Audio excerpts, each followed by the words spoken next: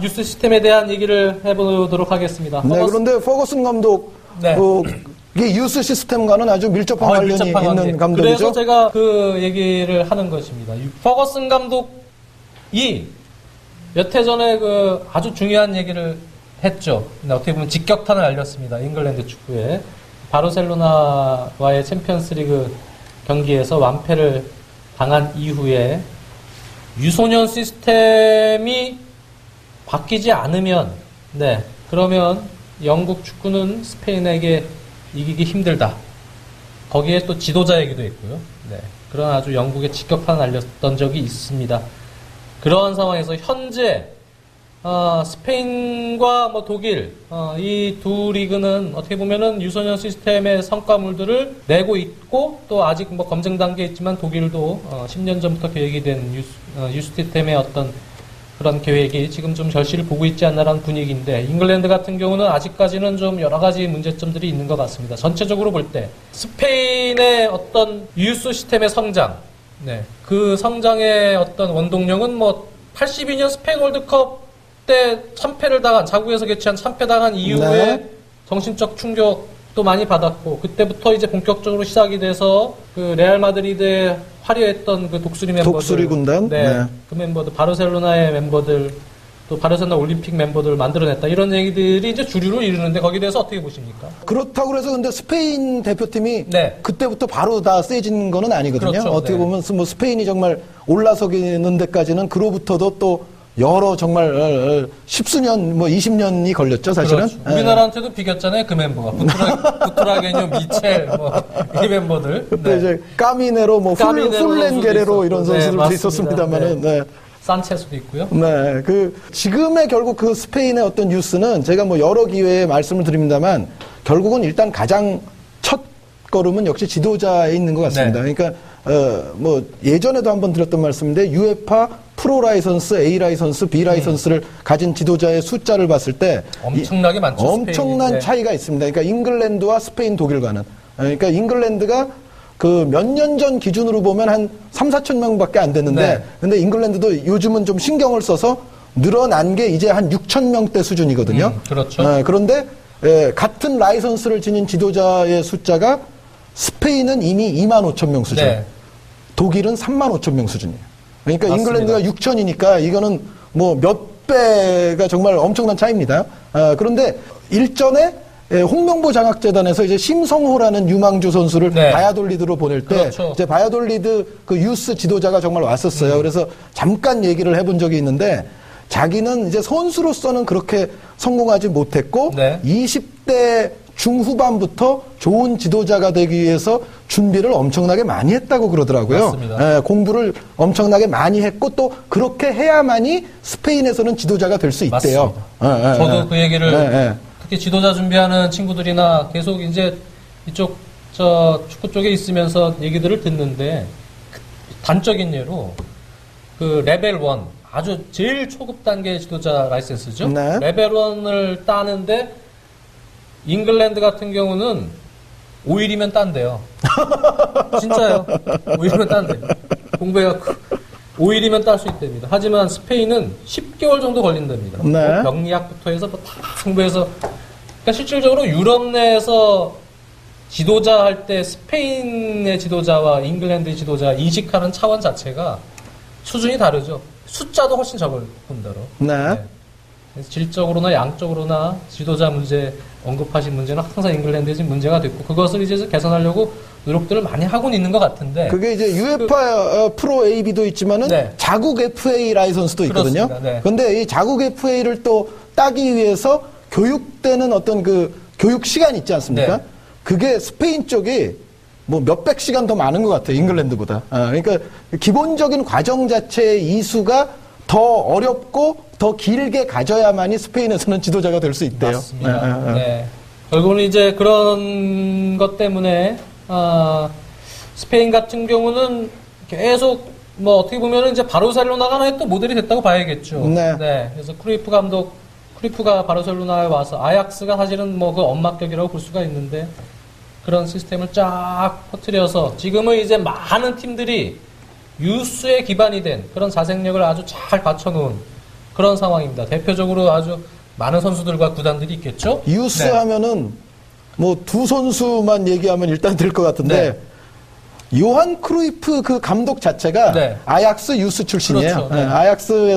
아약스 유스는 정말 100년 이상의 역사가 있습니다만 요한 크루이프가 10살 때 아약스 유스로부터 출발을 했고 데니스 베르캄프가 제가 알기로는 12살 정도 네. 때부터 이제 유스로 출발을 했고 패트릭 클라이베르트라는 선수 있잖아요. 그렇죠. 너무 일찍 주진. 클라이베르트 선수가 아약스 유스를 언제 시작했냐면 7살 때 시작을 했대요. 그래서 그것이 보급반에서도 완전 제일 어릴 때는.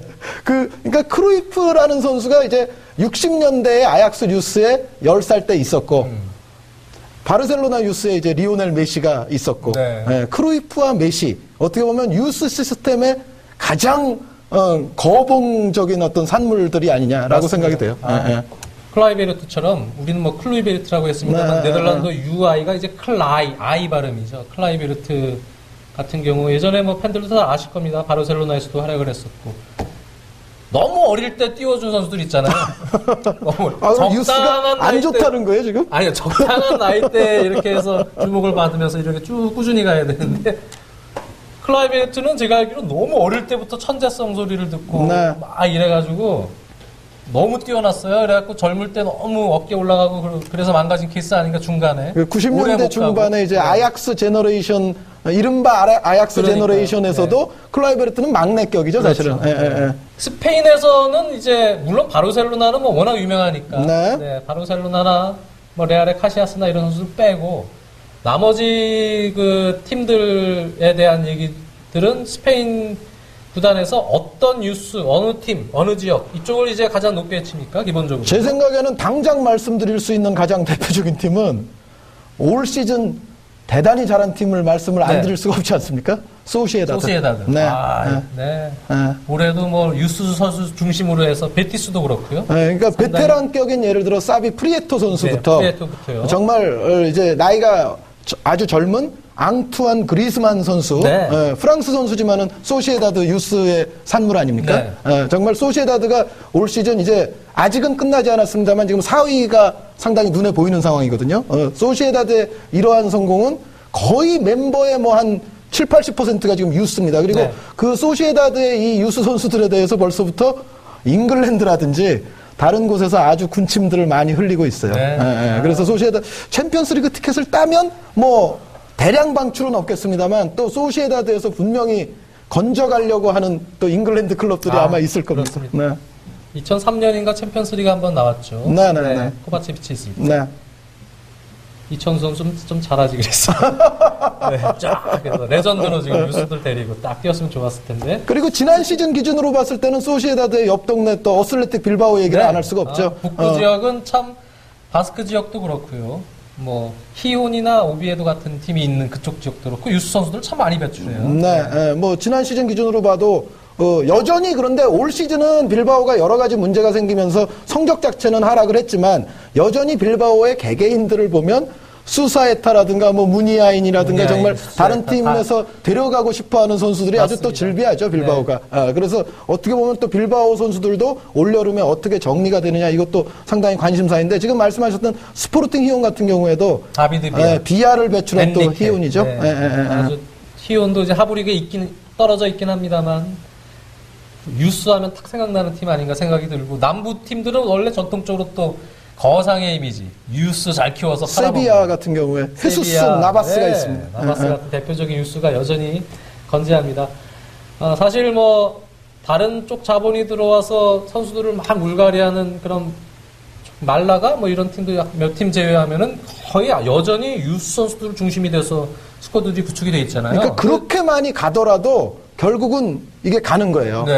그러니까 예를 들어 그 미추 선수와 더불어서 지난 시즌에 라요 바이오카노에서 아주 맹활약을 했던 디에고 코스타 같은 선수. 그런 선수도 사실은 원래는 아틀레티코 마드리드가 데리고 있었던 선수거든요. 결국은 이제 그랬다가 다시 턴시키는 경우도 있죠. 예를 들어서 뭐 디에고 로페즈 같은 선수도 원래는 레알 선수였는데 딴 데 이렇게 가 있다가 다시 턴시키고. 레이에스도 그렇고. 아르벨로아 선수 같은 경우도 이제 레알에 가 있다가 또 이렇게 턴시키고. 그렇죠. 파브레가스 같은 선수도 결국은 그런 거죠. 그러니까 스페인은 기본적으로 많은 자원들을 갖고 있기 때문에 어떻게 보면 다 수용이 안 되면서 나가는 선수들도 있습니다만 결국은 또 이렇게 맞습니다. 자신의 유스 친정으로 돌아오는 경우들이 때, 많아요. 네. 돈 받고 잘 팔아먹고 다시 이제 고향 세비야로 복귀한 레이에스 네, 뭐 이런 식으로 해서요. 잘 써먹고 있습니다. 이렇게 유스가 뭐 아까도 역사적으로 보면 1982년 뭐 이후부터 협회 차원에서 적극적인 지원을 통해서 유스에 대한 어떤 적극적인 발전이 이루어져서 현재 이런 탄탄한 기반이 이루어진 것 아닌가라는 생각이 드는데 독일도 역시 10년 전부터 뭐 준비를 했다고 요즘 기사들이 많이 쓰고 있고 10개년 계획으로 네. 확실하게 그러니까 2002, 2003 시즌부터는 아주 본격적으로 그걸 했습니다. 그렇습니다. 그래서 뭐 바이에른 뮌헨의 많은 유스 중심이 된 선수들이 또 올 시즌에 성과들을 일궈냈는데요. 그에 반해서 퍼거슨 감독도 아주 우려를 표명한 이 프리미어리그 보면은 악순환의 반복인 것 같습니다. 자본은 자꾸 들어와서 무언가 좀 돈은 많아졌는데 그런데 기본적으로 이제 중계권 수입이 많은 구조다 보니까요. 상당히 인터내셔널해지는 그런 성향 때문에 재미는 있어요. 재미는 있죠. 총천연색이 되다 보면 마치 뭐 재미는 있어요. 그렇죠. 무슨 서커스 올스타 뭐 이런 팀 보는 느낌이에요. 그러니까 축구 리그도 뭐 됩니다만 상당히 재밌는 뭐 팬들은 좀 우스꽝소리로 프리미어리그를 예능 축구라고 하지 않습니까? 뭐 재밌는 광경도 많이 나옵니다만 예전에는 이제 프리미어리그가 하나 단점이 남미 선수가 좀 적었거든요. 그렇죠. 네. 그런데 이제는 남미 선수도 많으니까요. 많고 뭐 중남미에서도 많이 될 거고 위건 같은 팀은요. 그래서 여러 국적의 완전 뭐 올스타가 거기서 쇼를 펼치는 일종의 리그처럼 바뀌었는데 유스에 대한 투자를 안 한 건 아니거든요. 네. 그래서 많은 클럽들이 이제 잉여금이 많이 생기니까 유스의 인프라에도 투자를 많이 하고 유스 시스템에 투자를 많이 했는데 결국은 이 선수들을 스페인처럼 적극적으로 1군 스쿼드나 베스트로 좀 올려서 활용을 못하고 임대 보내거나 밀려있거나 리저브로 밀려있거나 결국 이러다가 이 선수들 삐져서 딴 데 이적하고 뭐하고 베스트 자체를 경쟁들이 돈이 많다 보니까 또 인터내셔널해지다 보니까 리그가 다른 나라 스타들을 영입하느라고 그 자리를 채워넣지 못하고 계속 밀려나면서 어떻게 보면은 좀 확실한 유스 선수들이 지금 생겨나지 못하는 구단 내 그러한 구조인 것 같습니다. 잉글랜드도 저는 뭐 완전히 나쁜 곳이라고는 생각을 안 합니다. 예를 들어서 과거에는 재밌죠. 웨스트햄이 있었고 대표적으로 그 요즘은 제 생각에는 상종가가 사우스햄튼일 것 같아요. 네, 사우스햄튼 출신들이 사우스햄튼이 사실은 원래 월컵부터 이사하게 됐어요. 알란 시어러 선수부터도 그렇죠. 사우스햄튼이에요. 알란 시어러도 있었고 매튜 루티시에 선수가 거기 있었고 요즘은 이제 웨인 브리지를 거쳐서 베일, 게럿 베일도 있고, 베일 선수, 월컷 선수, 옥스 체인벌린 선수, 뭐 이런 사우스햄튼이죠. 그래서 잉글랜드도 기본적인 거는 나쁘다고 생각은 안 하는데 저는 두 가지 문제를 좀 들고 싶어요. 그러니까 한 가지는 스페인 같은 경우에 이 유스나 리저브가 왜 잘 운영될 수밖에 없냐. 세군다 2부 리그에 이 리저브 유스 팀들을 참여시키지 않습니까? 네, 그렇죠. 저는 이게 정책적으로 상당히 좋다고 봅니다. 그러니까 세군다 리그는 프리메라 리가 팬들이라면 다 아시겠지만은 거기서 예를 들어 바르셀로나 B 팀은 엄청 강팀이에요. 그러니까 정말 실력만으로 하면 벌써 몇 번은 승격을 했을 팀인데 이제 제도적으로 그렇게 두 같은 팀이 한 부 리그에서 같이 뛸 수는 없다 해가지고 이제 승격은 결국 안 되지 않습니까? 다른 팀들에게 순위를 양보를 하게 되는데 그럼에도 불구하고 이제 이 바르셀로나 B 팀이라든가 다른 많은 B 팀들, 리저브, 유스 이 팀들이 이 하부 리그에서 뛴다는 것 자체가 어떤 장점이 있냐면 장지현 의원께서 아까 조금 전에 말씀하신 A팀으로 올라가서 못 뛰고 거기는 막 외국인 다 데려오고 이렇기 때문에 나는 삐져서 나가. 라는 상황을 방지할 수 있다는 거예요. 그렇죠. 그러니까 예를 들어 바르셀로나의 유스 선수들은 굳이 다른 데를 안 가고 바르셀로나에서 운영하는 이 2부 리그 팀에서 뛰면서 계속해서 조직력을 맞추고 그러다 보면 결국 또 이제 이 1부 리그에서 뛰던 선수들이 또 나이가 들지 않습니까? 그래서 또 그 빈자리가 생기면 또 바로 올라갈 수 있는 뭔가 이제 그런 시스템이 돼 있고 독일 같은 경우에도 2부까지는 아니지만 3부에는 이게 가담이 되거든요. 3부에는 예를 들어 이제 분데스리가에서 현재 뛰고 있는 팀들의 이 리저브 팀들이 3부 리그에 들어올 수가 있습니다. 그렇습니다. 그러니까 제 생각에는 스페인이나 독일이 지도자도 좋고 여러 가지 시스템, 환경 모든 게 잉글랜드보다 좋은 게 있습니다만 거기에 또 아주 제도적으로 중요한 거는 하부 리그에 이 리저브나 유스를 뛸 수 있게 한다는 거. 그것이 어떻게 보면 다른 데로 무작정 유출되는 것을 좀 네. 방지해주는 효과가 일단 있다는 그렇습니다. 거를 말씀을 드리고 싶어요. 물론 잉글랜드도 임대를 또 보내니까 하부리그로 뭐 그런 식으로 이제 근데 운영은 자기 되긴 팀에서 합니다만. 같이 뛰는 건 아니잖아요. 그렇습니다. 예, 근데 예. 이제 그 유스 선수들이 못 나와 사실 경기를 뛰어야 이 경기를 향상이 되지 않습니까? 네. 그래서 아까 일부 시간에도 얘기했습니다만 K리그 팀들도 우선 지명한 유스 선수들을 사실 그 선수들이 대학 진학을 해놓고 나중에 오는 것도 대학에서 또 경기를 뛰면서 바로 오면은 이제 아무래도 주전 경쟁이 좀 힘드니까 그런 부분도 있는데 근데 뛰지도 못하고 네 그냥 자국 선수들 또 대표팀이 계속 전력이 약해지니까 잉글랜드가 보호한다고 25인 스쿼드 제도를 만들어서 네.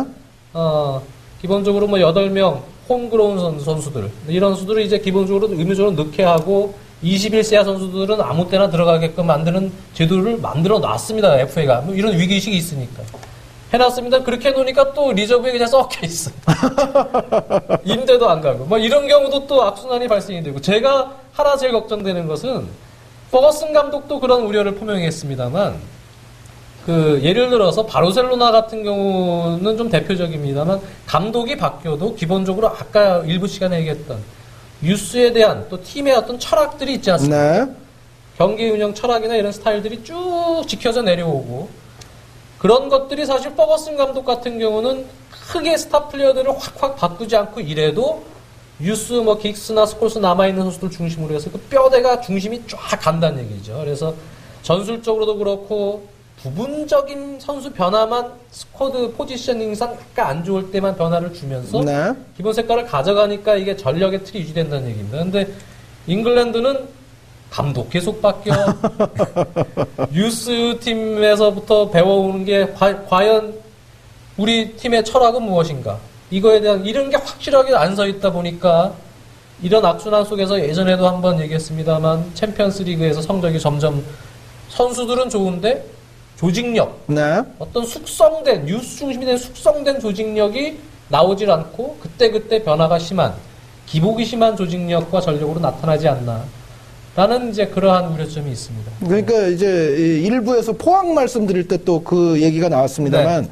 그러니까 전체적인 팀의 정책, 기조, 스타일 이러한 것을 또 이제 통합한 마인드상에서 이제 유스가 운영이 된다고 그렇죠. 그랬는데, 네. 예를 들어 바르셀로나 같은 경우에는 그 유스에서부터 바르셀로나가 추구하는 게 일단 기본적으로 4-3-3 아닙니까? 그렇죠. 이 4-3-3 포메이션에 대해서는 이 어떻게 어느 자리에 내가 들어가면 어떻게 뛴다는 것이 완전히 유스에서부터 그러니까요. 습성화가 네. 돼 있어요. 그러니까 4-3-3 포메이션에서 내가 어느 위치에 기용이 됐을 때 무엇을 하면 된다는 것을 유스 팀에서부터 아주 다 숙지가 되어 네. 들어옵니다. 그러니까 이런 선수들은 기량만 된다면은 언제든 A팀으로 올려도 네. 아무 문제가 없는 맞습니다. 거죠. 그런데 뭐 예를 들어서 첼시다. 감독이 뭐 수없이 바뀌지 않습니까? 네. 이번에 온 감독님은 다이아몬드 전술이에요. 이번에 온 감독님은 4-3-3. 이번에는 3백 뭐. 이번에는 네. 뭐 기본적인 어떤 그러한 색깔과 또 잉글랜드도 물론 재미는 있죠. 계속 자본 들어와서 이렇게 재밌게 쇼를 할 수 있는 리그를 잘 만들어 놓는 것도 축구 팬에게 중요하고 좋습니다. 좋은데 그러다 보니까 자꾸 유럽 대항전에서 강팀들의 경쟁력이 조금씩 떨어지고 선수는 좋은데 팀이 잘 강화되지 못하는 이러한 이제 원인 악순환을 이제 꺾기 위해서는 조금씩 유스들을 중용하는 스티븐 제라드나 뭐 존 테리나 라이언 긱스 스콜스 이런 선수들이 자꾸 나와야겠습니다. 네, 더 많이 그것이 이제 프리미어 리그가 또 한 단계 성숙할 수 있는 또 그런 기틀이 되지 않나 생각을 합니다. 그러니까 사실 프리미어 리그에도 지금 말씀하신 선수들처럼 팀마다 우리 이제 K리그 클래식도 그런 쪽으로 정말 지향을 해야 되는 건데 네.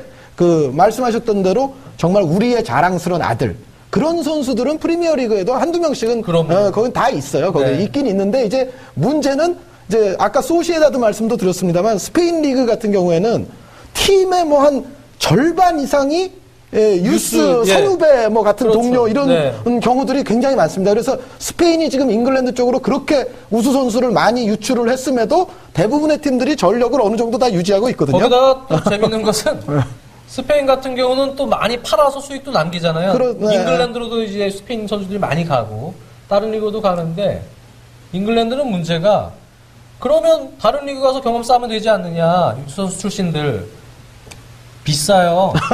쓸데없이. 아니 잉글랜드 선수들이 주급이 세다면 여기가 그러다 보니까 다른 리그에서 또 이렇게 데려오기도 또 수월치가 않고 잉글랜드에 남아있는 게 또 주급도 많이 받습니다. 그러다 보니까 뛰건 안 뛰건. 네, 뛰건 안 뛰건. 참 나가지도 않고 예? 그 안에서 그냥 노는 뭐 이러한 좀 그런 것들이 좀 약간 극단적으로 얘기를 하긴 했습니다만 그런 문제들이 좀 도출이 되지 않나 생각을 합니다. 아 마지막으로 네. 제가 한 줄만 네.